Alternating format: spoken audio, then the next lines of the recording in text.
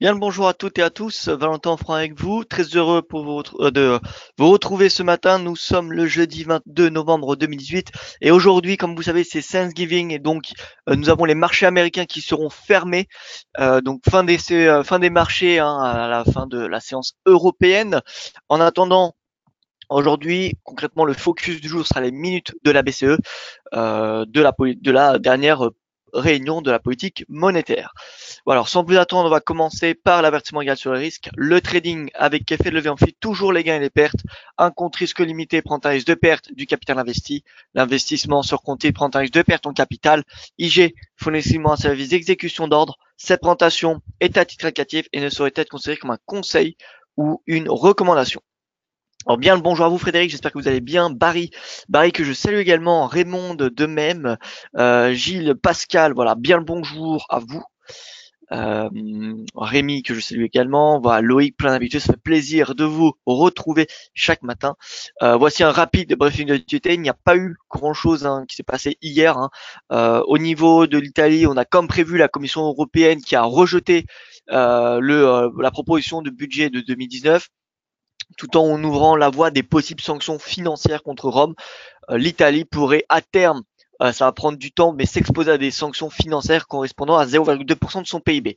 Ce matin, on a eu une annonce de la part du gouvernement. Concrètement, on a la Ligue du Nord. Vous savez que le gouvernement italien, c'est une coalition entre la Ligue du Nord et le mouvement 5 étoiles. La Ligue du Nord, c'est l'extrême droite. Et le mouvement 5 étoiles, c'est un parti eurosceptique, globalement sans position, enfin c'est ni de droite ni de gauche, vous voyez, c'est un petit peu indépendant. Donc on a cette coalition gouvernementale et nous avons donc la Ligue du Nord qui a indiqué être ouvert, être prêt à modifier le budget. Par contre, nous avons le mouvement 5 étoiles qui a indiqué que eh bien, le parti ne souhaitait pas modifier le budget. Mais bon, on voit qu'il commence à y avoir une petite ouverture alors que les portes étaient clairement fermées ces dernières semaines. Eh bien, voilà, on voit en tout cas que, eh bien, de toute façon, l'Italie n'a pas vraiment le choix. En cas contraire, il y aurait des sanctions financières de 0,2% du PIB, ça fait quand même 3,4 milliards d'euros de sanctions. Donc ça pourrait être beaucoup pour l'Italie. Donc voilà. Sur les marchés, on a vu qu'il n'y a pas eu vraiment de panique hein, suite au rejet de la Commission européenne. Ça a été pleinement intégré dans les prix, c'était prévu, hein, donc pas de surprise hier. Le spread qui est contenu, le spread entre le BTP et le Bund, les rendements italiens pareil, on n'a pas eu vraiment d'impact négatif. Au contraire, en fait, on a eu plutôt, alors je dirais pas un impact positif, parce qu'en fait, c'est la baisse du dollar qui fait remonter les devises majeures. Je vais vous en parler dans un petit instant. Au niveau de l'affaire Khashoggi, on a le numéro 2 du parti au pouvoir en Turquie qui a accusé mercredi l'administration américaine de fermer les yeux sur l'assassinat du journaliste. Au niveau de l'OCDE, l'institution a abaissé mercredi pour la deuxième fois en 2 mois ses prévisions de croissance mondiale pour 2019 de 0,2 points. Et au niveau donc du Japon, on a l'inflation japonaise qui est restée stable en octobre à 1% sur rythme annuel et 0,4% pour l'IPC Core. Enfin, au niveau de la macro américaine, on a eu beaucoup de chiffres hier qui n'ont pas permis de vraiment provoquer la volatilité sur le dollar, mais on a eu la confiance des consommateurs aux États-Unis qui s'est dégradée en novembre sur un fond de crainte des hausses des taux d'intérêt. Les reventes de logements ont augmenté en octobre après 6 mois de baisse, mais les commandes industrielles de biens durables se sont inscrites en forte baisse en octobre. Donc c'était plutôt mitigé en termes de chiffres macroéconomiques. Pourquoi on a une baisse du dollar à court terme? Simplement parce que le marché croit de moins en moins, pardon, à d'autres, enfin, croit de plus en plus plutôt à un ralentissement de la remontée des taux de la Fed. Si vous regardez un petit peu les probabilités de hausse des taux pour l'année prochaine, eh bien, ces probabilités sont en baisse. On va voir ça tout de suite d'ailleurs. On va voir ça tout de suite. Alors pourquoi le marché croit de moins en moins à un rythme de hausse des taux, un rythme de hausse des taux aussi soutenu? Eh bien, tout simplement parce qu'on a des chiffres macro, bon, qui sont bons, mais voilà, qui commencent un petit peu à, à être fragiles. On a de la volatilité sur les marchés. On a l'inflation qui devrait nettement se réduire puisqu'on a eu le pétrole qui a fortement baissé en octobre. voilà, on a vraiment beaucoup de facteurs qui viennent justifier un ralentissement de la courbe des taux, sans citer le fait qu'on a les bourses quand même de Wall Street qui ont bien fléchi depuis le mois d'octobre.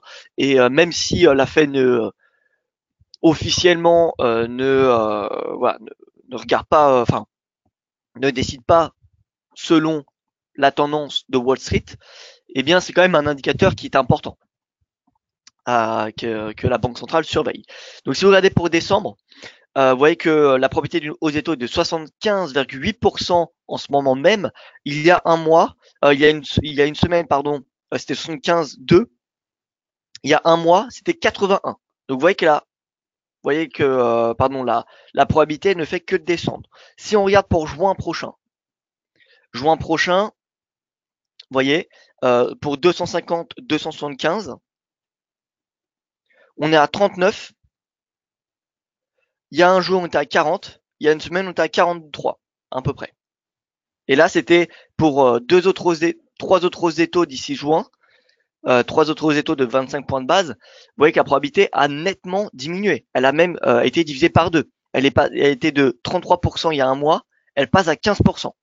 Donc on a vraiment des attentes de la part des observateurs, des économistes finalement interrogés, voilà, et bien qui sont revus à la baisse.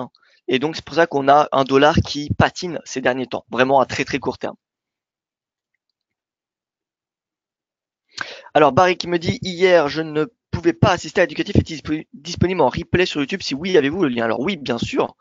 Bien sûr, je vous envoie le lien tout de suite. Il est disponible sur YouTube. Je l'ai publié ce matin, il y a à peu près une heure. D'ailleurs, voilà, il y a déjà de commentaires sur la vidéo. Il faut que j'y réponde. Donc voilà. Si vous avez, je vais vous envoyer le lien tout de suite. Mais si vous avez des questions sur voilà l'indicateur parabolique SAR, eh bien, je vous invite à poser la question en commentaire de YouTube. Vous voyez, juste en dessous. Et pardon. Et j'y répondrai de toute façon le plus rapidement possible. Voilà, donc je vous envoie le lien. Ça dure une petite trentaine de minutes. Et voilà. Pourquoi le marché apprécie pas tant les hausses des taux? Alors simplement parce que les hausses des taux, c'est synonyme de hausse des coûts d'emprunt. Et vous savez que les entreprises, les gouvernements, concrètement tout le monde, que ce soit les particuliers, les gouvernements ou les entreprises, eh bien la société actuelle fonctionne avec le crédit. Le crédit, c'est des taux d'intérêt. Quand vous allez emprunter à la banque, vous avez un taux d'intérêt. Tout comme les gouvernements, puisque c'est fini l'époque où les banques centrales donnaient directement au gouvernement. Les banques centrales ne donnent plus d'argent au gouvernement. Enfin, les gouvernements n'empruntent plus auprès de la banque centrale. Les gouvernements empruntent auprès des banques commerciales. Les banques commerciales facturent des taux. Facturent des taux, même si les taux de la BCE sont à 0%, voire même négatifs. Donc, on a des hausses des taux, donc des coûts d'emprunt de la part des banques centrales qui augmentent, et donc ça veut dire moins de capacité d'emprunt. Donc moins de crédit. Moins de crédit, c'est moins de consommation, moins de production, moins d'investissement. C'est une croissance qui est amenée à ralentir. Donc les hausses des taux d'intérêt, ça a déjà ce premier facteur. Second facteur, eh bien, on a un marché obligataire qui devient beaucoup plus intéressant puisque les hausses des taux d'intérêt, ça fait remonter les rendements obligataires et donc ça vient concurrencer les marchés obligataires qui deviennent de plus en plus attractifs à mesure que les rendements sont élevés. Et ça vient donc concurrencer l'attractivité des marchés actions. Voilà. Donc on a plusieurs facteurs qui viennent faire pression, qui viennent en tout cas, voilà, sont synonymes de pression sur les marchés actions lorsqu'on a des hausses des taux. Maintenant, de l'autre côté, si on regarde un autre point de vue, qui dit hausses des taux dit une économie qui se porte bien. Donc, en théorie, voilà, c'est un bon signe. C'est-à-dire que l'économie fonctionne, c'est-à-dire que l'économie, pardon, excusez-moi, fonctionne bien. Donc, c'est un bon signe pour les entreprises. Voilà, donc ça dépend comment on voit les choses, vous voyez. Mais si on compare un petit peu dans le passé, souvent les cycles de hausse des taux de la Fed arrivaient, je dirais, à la fin d'un cycle boursier. Voilà, donc généralement, on avait par la suite, comment dire, la correction, voire le crack des marchés. Alors pas immédiatement dès le début des hausses des taux, mais si on vous regardez, si vous comparez les moments où la Fed remontait ses taux avec les moments, avec le prix du S&P 500, le cours du S&P 500, vous constaterez que ces périodes de remontée des taux de la Fed commençaient proche de la fin du bull market du S&P. Voilà. Donc il y a deux façons de voir la chose. Hein. Aux taux, c'est-à-dire que l'économie se porte bien, mais en même temps, c'est une économie qui est amenée à ralentir. C'est l'objectif d'une remontée des taux. C'est pour réduire l'inflation. Voilà, alors ceci étant dit, nous allons revenir au vif du sujet. Voilà, on repasse sur nos slides. Hier, on a eu un rebond des marchés actions notable. D'ailleurs, pour ceux qui avaient suivi la formation du VIX, vous savez, la fameuse stratégie du VIX pour trader le S&P 500, eh bien, on a eu le signal qui a été donné hier à la clôture des marchés américains. Donc voilà, mardi, on avait le Disparity Index à 10 séances du VIX qui était passé au-dessus de 10%. Hier, mercredi, clôture en dessous de 10. Donc on a le fameux croisement à la baisse. C'est un signal positif pour les marchés actions, que ce soit S&P, que ce soit marché européen. Donc on a un signal bullish sur les marchés actions depuis hier soir.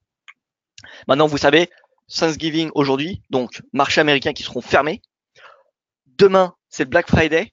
On a une séance américaine qui sera raccourcie. Les marchés américains fermeront à 18h GMT, ça veut dire 19h heure française. Donc voilà, faut pas s'attendre à un rebond. Déjà aujourd'hui, ça sera fermé, mais il faudra pas s'attendre à un rebond majeur vendredi. Voilà, le rebond, il y a des chances plutôt qu'il se fasse la semaine prochaine. Voilà, donc au niveau des chiffres, on a eu un rebond notable des marchés actions hier. Le DXY a clôturé en léger repli. Ce matin, on a le 10 ans américain qui perd un petit point de base, le Yen Index qui est en très légère hausse, le Gold également, le Nikkei qui rebondit fortement, le MSCI Emerging Market qui est en très légère hausse. Au niveau du calendrier économique, comme vous pouvez le constater, donc on a eu l'IPC au Japon. L'IPC au Japon, ce qui nous intéresse, c'est pas l'IPC national, c'est l'IPC national hors alimentation, 1%, et l'IPC Core, qui est hors alimentation et énergie, 0,4. 13h30 minutes, 15h, pour ceux qui s'intéressent, nous avons des chiffres mexicains, l'IPC, et à 16h, la confiance des consommateurs. Voilà, et ensuite quelques chiffres, vous voyez, australiens dans la nuit.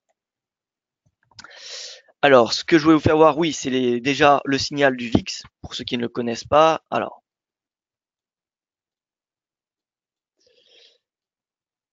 voilà, alors, nous allons nous mettre sur le VIX en daily.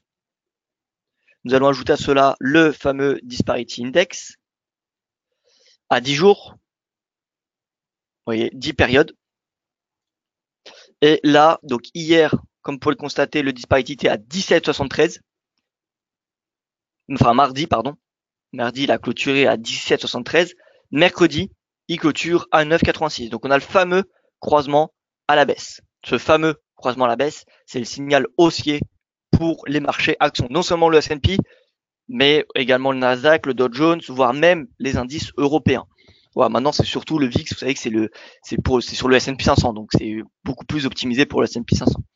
Donc on a un signal haussier du S&P 500 depuis hier soir, la clôture, et voilà, donc le stop finalement, ce qu'on pourrait anticiper, c'est mettre un stop sous le plus bas, donc à 2000, sous 2600, pour viser voilà un retour, pourquoi pas à 2821, ce qui fait un ratio scorement extrêmement intéressant, vous voyez. Donc ça fait voilà une 50-60 pips de risque, points de risque, pardon, pour plus de 170. Donc ça fait un ratio score rendement de 3. Ça fait un ratio score rendement de 3. Voilà, donc S&P, signal haussier, le Nasdaq également, le Dow Jones, etc., etc. Donc plutôt comment dire, une perspective haussière, d'autant plus que, eh bien, on est sur les supports un petit peu la dernière chance, comme je vous l'ai dit, hein, ces dernières séances, des 2600, 2553, cette zone de 50 points, c'est une zone très délicate parce que si on clôture en dessous, on a un double top de validé et on ira chercher probablement les 2000 points sur le S&P 500, ce qui fait une correction de 30% depuis les sommets. 30%, c'est une belle correction, c'est même un bear market. Donc voilà, le support vraiment de la dernière chance, c'est les 2600, 2550 pour le S&P. Et pour l'Eurostoxx, c'est les plus bas actuels, c'est les fameux 3100. Si on passe sous les 3100, ça sera assez délicat. Ça sera assez délicat. En tout cas, vous pouvez voir que pour le moment, à moyen long terme, depuis le début de l'année, l'Eurostoxx 50 est baissier. Hein. Alors, est-ce qu'il est dans une phase de correction ou est-ce qu'il est dans une phase de, comment dire, de bear market? Alors, on est à moins 15. Moins 15, c'est pas, enfin, on n'est pas en territoire de bear market. Nous sommes en territoire simplement de correction. Voilà.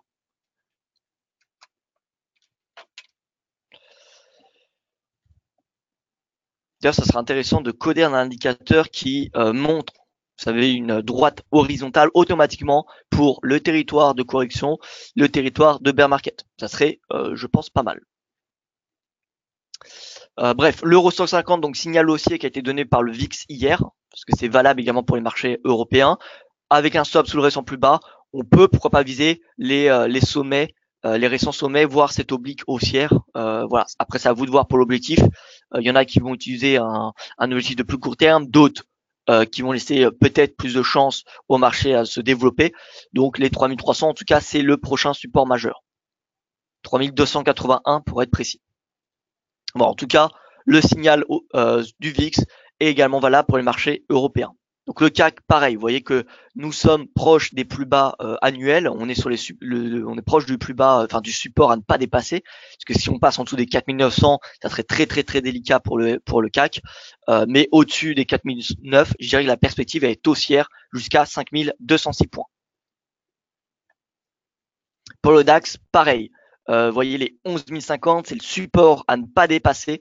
La perspective est haussière jusqu'à la ligne de coup de l'ETE, c'est-à-dire vers les 11 600, 11 500 points.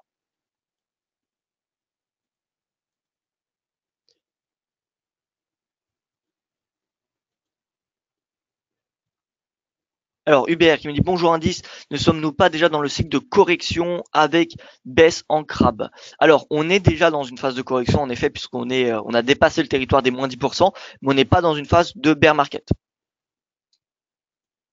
Un bon indicateur qui peut répondre à ça, le super trend qui est mon indicateur préféré. Alors le super trend, il me semble qu'il ne donne pas hein, l'état de correction ou enfin si on est dans une correction ou si on est dans un bear market. Hein. Le super trend, il me semble indicateur 3, période 10. Alors faudrait que j'étudie un peu plus le super trend, je l'ai utilisé mais je vous avoue que j'ai pas fait de recherche dessus. Eh bien écoutez, ce sera l'un des prochains indicateurs que je vous présenterai. Mon prochain indicateur que je vous présenterai, ce sera les bandes de Keltner. Viendra ensuite le super trend. Donc voilà, je préparerai un sujet éducatif là-dessus. Mais en tout cas, le super trend, il me semble, ne vous dit pas l'état du marché, si dans une phase de correction ou si dans une phase de bear market. Pour rappel, on parle d'un marché en correction lorsqu'il est en baisse de plus de 10% par rapport à ses sommets de 52 semaines d'un an. Et on parle d'une phase de bear market, de marché baissier, lorsque le cours est 20% plus bas que son plus haut des 52 dernières semaines. Voilà. Donc le DAX n'est pas dans un bear market, le MIB l'est, mais regardez le DAX, plus haut, plus bas, on est à moins 17%. On est à moins 17 et vous voyez les plus bas qui ont été inscrits en début de semaine, moins 19%. Donc on est à la limite du bear market. Par contre, si vous regardez le MIB plus haut, là on est à moins 25. On a fait même du moins 26, vous voyez. Donc on est là, par contre, dans un bear market pour le MIB.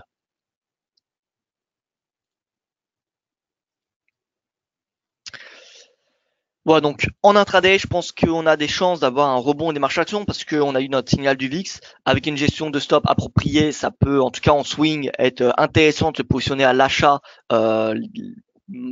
bientôt, enfin dès maintenant finalement, pour viser eh bien les récents sommets de la semaine dernière, voire même les sommets d'il y a 2 semaines. Voilà. En tout cas, faut pas s'attendre à d'énormes volumes aujourd'hui, puisque vous savez, il y a Thanksgiving, il y aura pas Wall Street sera fermé, donc ce sera une séance vraiment raccourcie, enfin une journée raccourcie.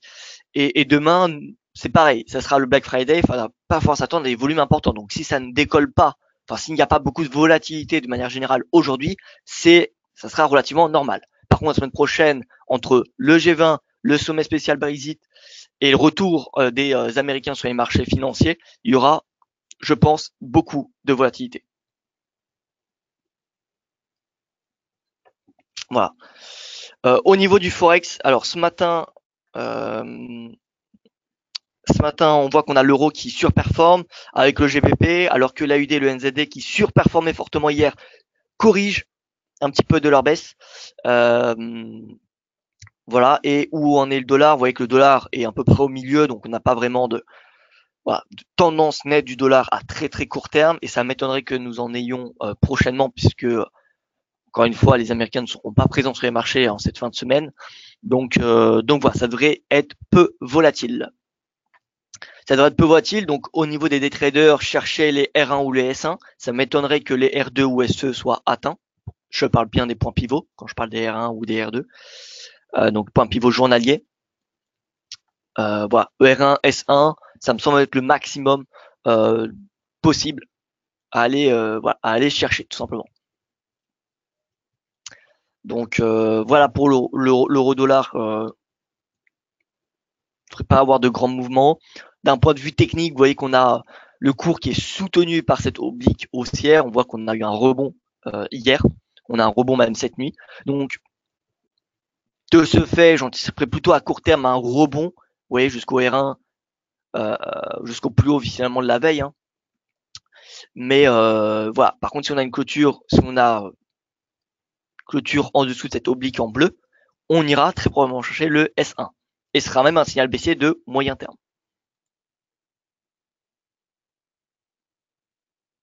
L'euro NZD.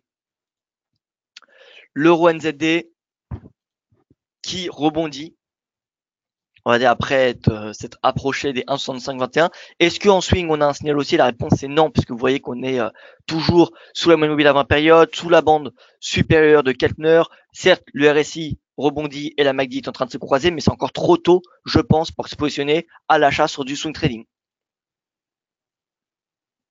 Donc voilà, au niveau de l'euro NZD, j'attendrai un petit peu, un rebond un peu plus développé pour augmenter finalement mes chances d'être dans le bon sens de la tendance. Voilà, maintenant, une stratégie acheteuse à ce niveau de prix actuel, pour ceux qui veulent aller chercher le point le plus bas possible, eh bien c'est possible de passer à l'achat dès maintenant. Maintenant, moi personnellement, j'ai pas les signaux suffisants pour me positionner à l'achat. Et au niveau du potentiel haussier, ça serait d'anticiper déjà une correction de 38%, puis 50, voire même 61,8. Donc, premier objectif, c'est retour à 1,70. Si on regarde le NZD Index en daily, NZD Index, vous voyez que ça commence à baisser, le RSI qui baisse également, la MACD qui est sur le point de se croiser.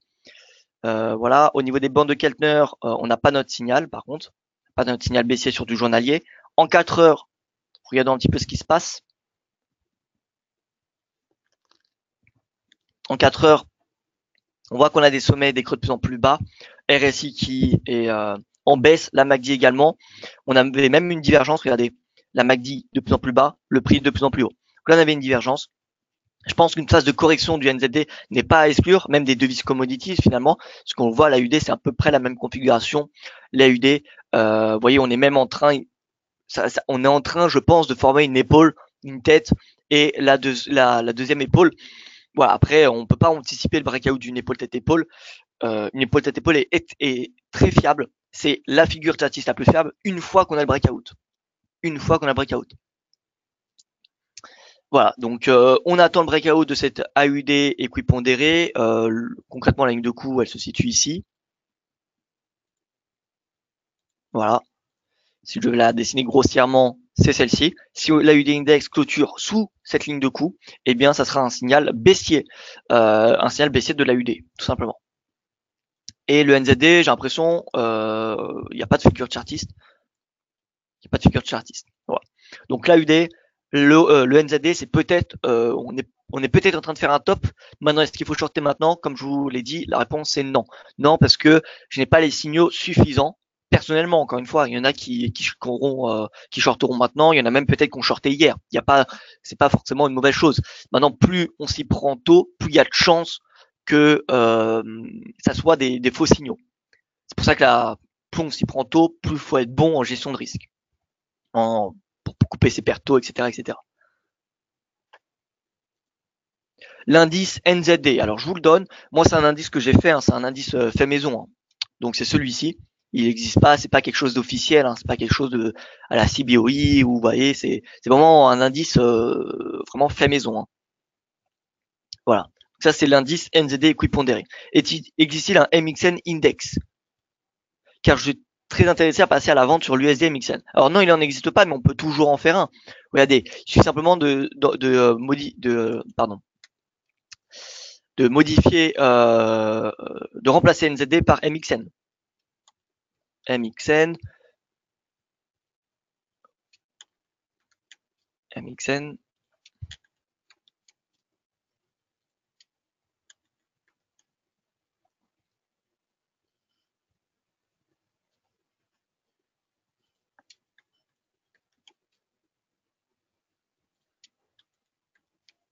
Voilà. MXN, équipondéré. Voilà. Le peso mexicain équipondéré. Alors, il faudrait que j'ajoute là-dedans le MXN NZD. Voilà. Oula. MXN NZD. Alors, ça ne fonctionne plus d'un seul coup. Bon, on va enlever le MXN NZD. A priori, TradingView n'aime pas le MXN NZD. Donc voilà un petit peu pour avoir une idée. Hein. Encore une fois, ça c'est pas un indicateur magique. Hein. Ça donne. Servez-vous de cet index comme un indicateur. D'accord, voyez-le comme un peu un RSI ou un MACD. Enfin, ça n'a pas du tout le même principe. C'est pas un indicateur de momentum, mais voyez-le comme une indication de tendance. D'accord, c'est pas un signal pour trader directement un actif en particulier. Ça va vous aider à avoir une meilleure idée de la tendance du MXN, du peso mexicain. Mais c'est en aucun cas, c'est pas parce qu'on a un breakout à imaginons à la baisse sur le MXN index qu'il faut forcément shorter le MXN USD, vous voyez. Donc voilà, c'est un index, c'est un indicateur. Voyez-le vraiment comme un indicateur et non pas comme un actif tradable. Parce que de toute façon, il n'est pas tradable. Comme je vous l'ai dit, c'est un indicateur fait maison. Il n'existe pas dans aucune bourse au monde. Hein. Il n'est pas coté à l'Euronext, cet indice, il est coté nulle part.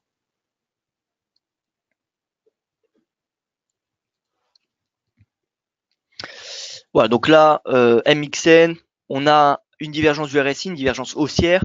La MACD qui est en train de se croiser. Est-ce qu'on a un rebond du prix? La réponse est non. Donc c'est trop risqué pour exploiter la divergence pour le moment. Nous attendrons, un rebond du prix avant de, pourquoi pas, payer le peso mexicain. Vous voyez, la moyenne mobile à 20 jours peut faire office de support. Regardez, par exemple, ici on avait une divergence haussière. La MACD qui s'est croisée. Il fallait attendre ce rebond, la clôture, pour améliorer nos chances de gain. Pourquoi je dis ça? Parce que regardez ici, si j'enlève Ishimoku, on y verra un peu plus clair. Là, on avait une divergence. Vous voyez que les creux du RSI étaient de plus en plus hauts. Ceux du prix étaient de plus en plus bas. Si vous décidiez de payer parce que il y avait simplement une divergence, eh bien, vous voyez que c'était pas une bonne chose. Donc, une divergence, interprétée là simplement comme un signal qui indique potentiellement une fin de tendance. Potentiellement. Voilà. Mais faudrait que j'arrive à coder et backtester simplement les divergences du RSI et vous faire voir que les divergences toutes seules ne fonctionnent pas. C'est un indicateur vraiment très intéressant. D'ailleurs, Wallace Wilder, qui a créé le RSI, a indiqué que les divergences, c'est la meilleure information que nous donne le RSI. C'est pas vraiment sa valeur, s'il est suracheté ou survendu. C'est vraiment les divergences. Mais voilà, les divergences ne font pas tout. Donc, on a une divergence de momentum, ce qui nous indique que la baisse du prix n'est plus accompagnée par le momentum. Et donc, nous attendrons un rebond du prix, c'est-à-dire une confirmation du prix pour exploiter ces divergences. Donc, si on a une clôture au-dessus de la moyenne mobile à 20 jours ou au-dessus de la bande supérieure de Keltner, eh bien, on pourrait payer le peso mexicain. Et l'USD MXN, si on le regarde, du coup, ça pourrait se vendre si le MXN rebondit. Donc, ce qu'il faut faire, c'est quand vous avez une configuration, par exemple, sur le MXN Index qui devient haussière, eh bien, vous regardez ensuite face aux principales devises comme le dollar ou l'euro, peu importe, s'il y a une configuration technique intéressante. Là, en l'occurrence, on a une configuration technique intéressante parce que vous voyez, on est dans un canal haussier depuis le mois de décembre. Et là, on est au contact, vous voyez, de cette oblique haussière, mais également de cette oblique baissière. Donc là, on est dans une zone de résistance où il y a potentiellement des vendeurs, des prises de bénéfices des acheteurs, donc potentiellement un retournement du prix. D'ailleurs, on a une divergence baissière sur la RSI, mais encore une fois, c'est pas suffisant comme indication pour shorter l'USD MXN avec voilà, une forte conviction. Mais en tout cas, voilà, on a clairement une divergence du RSI. Et si le RSI passe sous 50 et passe même sous ce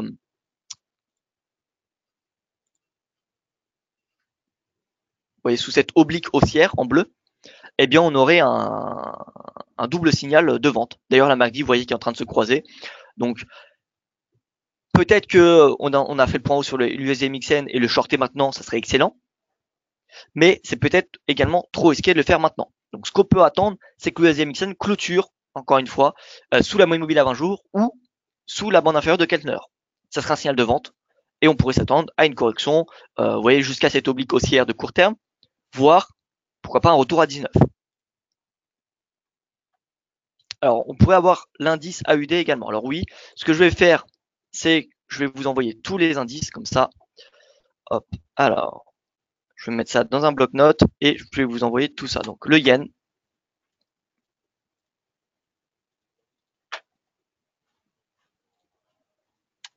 Encore une fois, ces index ne sont pas des index officiels. Hein. C'est pas des actifs qui sont tradables. Vous ne pouvez pas trader ces indices chez aucun broker, chez aucune bourse mondiale.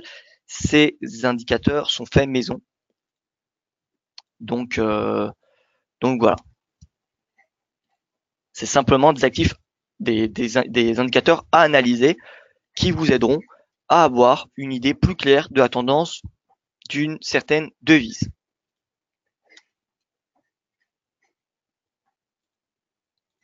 Alors du coup, je vais pas enregistrer le peso mexicain, mais bon, je pense que quand vous aurez lu, si vous avez compris comment est formé, comment sont construits ces indicateurs de devises, et bien ensuite le peso mexicain, vous avez juste à remplacer finalement, vous voyez le numérateur CAD, CAD, CAD, CAD, CAD, CAD, CAD, vous le remplacez par MXN.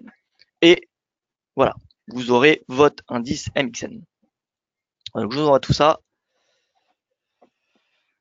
Donc voilà, c'est fait. Donc au niveau du Forex, on regarde, mais vous voyez le NZD et l'AUD sont en baisse ce matin. Hier, on avait des séances extrêmement haussières pour ces deux devises.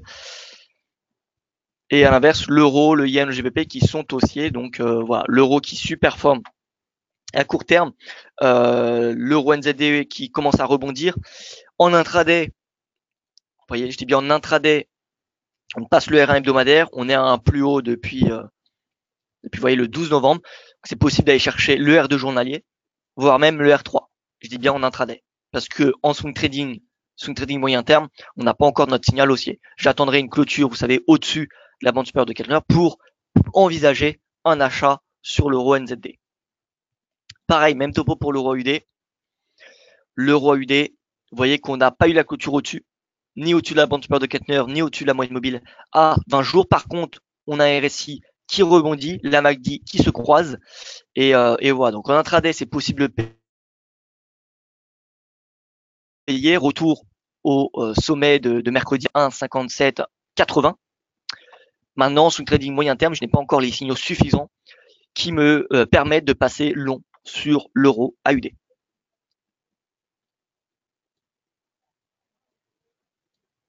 Au niveau des commodities, l'or qui continue à progresser parce que si on regarde le DXY, vous voyez qui est en baisse depuis hier et qui continue à baisser un petit peu ce matin. Donc voilà, il a du mal à rebondir ce DXY, mais comme vous le savez, à moyen terme, tant que ce DXY est dans ce canal haussier, je resterai haussier sur du moyen terme, sur le dollar. Et donc ma perspective haussière sur l'euro ou sur l'or est assez limitée. Je dis bien à moyen terme. Maintenant, en intraday, il y a toujours des choses à faire. En intraday, on peut très bien passer à la vente. Vous voyez, là, on est en baisse sous pivot hebdomadaire. On peut s'attendre à une correction de la baisse en intraday. Mais je vous parle bien en swing trading. En swing trading, là, pour le moment, moi, ce que je vois, c'est un DXY qui est au-dessus de son nuage. La Chikou également. Le prix est au-dessus de sa moyenne mobile à 20 séances. Et on est dans un canal haussier. Donc, c'est indiscutablement haussier. Maintenant, si on regarde les indicateurs de momentum, on est dans une phase d'alerte puisque on a des divergences. Sommet, sommet, sommet, sommet. Donc on voit qu'on a des momentum qui n'accompagnent plus le prix. Donc c'est peut-être un signal vendeur. Enfin, c'est un signal vendeur. Mais c'est pour moi pas suffisant pour passer à la vente.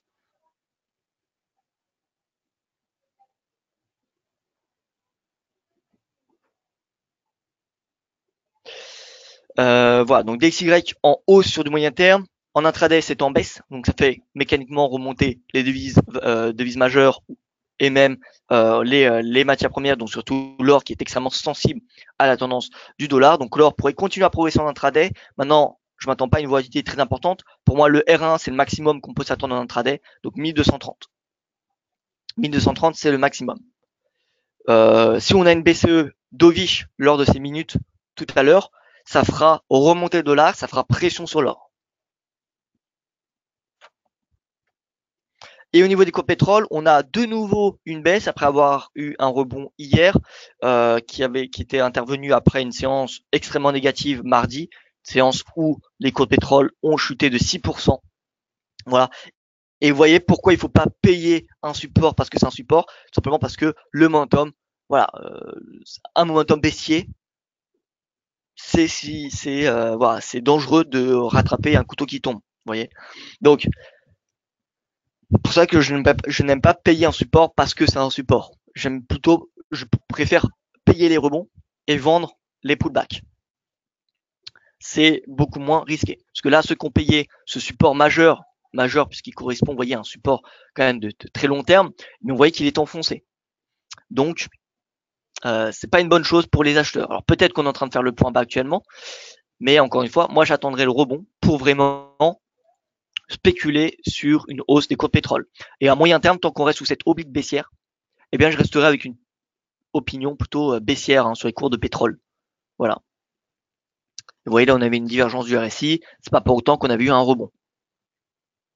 Donc voilà, cours de pétrole, je reste baissier tant qu'on est sous ces obliques baissières. Le Brent, par contre, bon, alors comme prévu, revenu à 62 $, en bas de ce canal, sur ce support. Donc là, le Brent teste un niveau de support extrêmement important. Tout se joue sur ce support. Si on passe en dessous de ce support, faudra s'attendre à une nouvelle vente massive du Brent. Il faudra s'attendre à un retour du Brent, vous voyez, à ses sommets de 2017, autour des 57 $. Et le brut reviendra très probablement à 50. Maintenant, voilà, pour le moment, tant que le support est maintenu, disons que je pense que le risk-reward est beaucoup plus en faveur d'une hausse.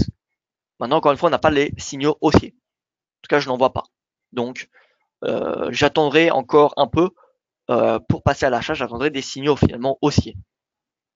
Donc là, on est cours pétrole sur un support très très important. Donc ça va être qui tout double. Soit on enfonce ce support et dans ce cas-là, on vient chercher 57, 55 $ sur le Brent, ou soit on a le fameux rebond et là, on vient chercher une correction de 38% de cette tendance baissière. 38%, pour vous donner un ordre d'idée, ça fait quand même un retour à 72 $. Donc, affaire à suivre. Pour les cours de pétrole, je pense que ce matin, la meilleure chose à faire, c'est le wait and see, c'est ne rien faire du tout. Alors, je regarde les questions. Ces indicateurs faits maison, oui, est-ce pour faire des benchmarks? Alors un peu oui. En fait, c'est pour avoir une idée un petit peu plus claire de la tendance des devises. C'est-à-dire que vous pouvez avoir un euro AUD haussier, mais un euro dollar baissier. Vous voyez, ce qui vous donne pas vraiment une idée précise si l'euro se renforce face aux devises majeures ou non. Et puisque le XY qu'il y a sur TradingView, le GXY, etc., etc., eh bien, on ne sait pas réellement ce qu'il y a dans ces indices. Le DXY, on le sait puisque c'est tradable, c'est connu, voilà, c'est vraiment un actif, le DXY. Le XY, le GXY, c'est des dérivés du DXY, sauf pour l'euro, pour le yen, etc., mais on ne sait pas réellement la formule. Donc, on ne sait pas ce qu'il y a dedans. Donc, moi, j'ai cherché à faire un indice écoute pondéré et pour avoir une idée un petit peu plus précise des tendances. Parce qu'on peut, encore une fois, avoir l'euro GBP haussier, mais l'euro dollar baissier. Dans ce cas, vous dites quoi? Vous dites que l'euro est haussier ou baissier, vous voyez? Voilà, c'est pour avoir vraiment pour prendre un petit peu de la hauteur finalement. Donc voilà, écoutez, en bilan résumé de ce point de marché, les marchés actions qui sont sur des points bas, des supports vraiment majeurs, que ce soit aux États-Unis ou en Europe. On a eu le signal hier soir du VIX, donc c'est cohérent. Ça veut dire ça renforce personnellement ma conviction haussière tant que ces supports majeurs ne sont pas enfoncés. Je pense qu'il y a beaucoup plus de chances qu'on ait un rebond. Maintenant, voilà, ça ne veut pas dire qu'on aura forcément un rebond. Donc c'est pour ça qu'une gestion de risque avec un stop est obligatoire. Au niveau du forex, l'euro surperforme à court terme. Le budget italien qui n'a pas eu, enfin le rejet de la Commission européenne du budget italien de 2019 n'a pas eu d'impact négatif puisque ça a été déjà intégré dans les prix. Peu de volatilité attendue sur le forex. La BCE les minutes de la BCE qui est le prochain catalyseur sur les marchés. Donc voilà, je resterai avec ces tendances actuelles, je pense, d'ici la BCE et en fonction de la BCE. Soit la BCE va être dovish, on aura une baisse de l'euro, une remontée du dollar, ou à l'inverse, on aura, alors pas hawkish, la BCE ne va pas être hawkish, mais on aura une BCE qui va opter pour le statu quo d'un point de vue communication, c'est-à-dire voilà, inchangé. Et dans ce cas-là, on aura probablement une poursuite des tendances actuelles.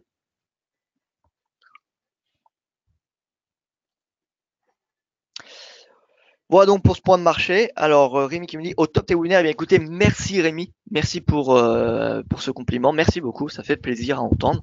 Je pense qu'on a fait le tour des marchés. Écoutez, merci pour votre attention. Je vous souhaite une excellente journée. Pour ceux qui n'ont pas pu participer au webinaire éducatif d'hier soir, je vous invite à regarder le replay. Je vous renvoie le lien parce que voilà, je pense que ça vaut le coup de l'écouter. On a parlé de beaucoup de choses hier, ça m'a fait très plaisir de parler de cet indicateur. Voilà. Donc prochain webinaire éducatif que je ferai sera sur les bandes de Kettner, puis ensuite le super trend. Donc voilà. Excellente journée à vous, soyez prudents sur les marchés et je vous dis à demain matin pour mon prochain point de marché.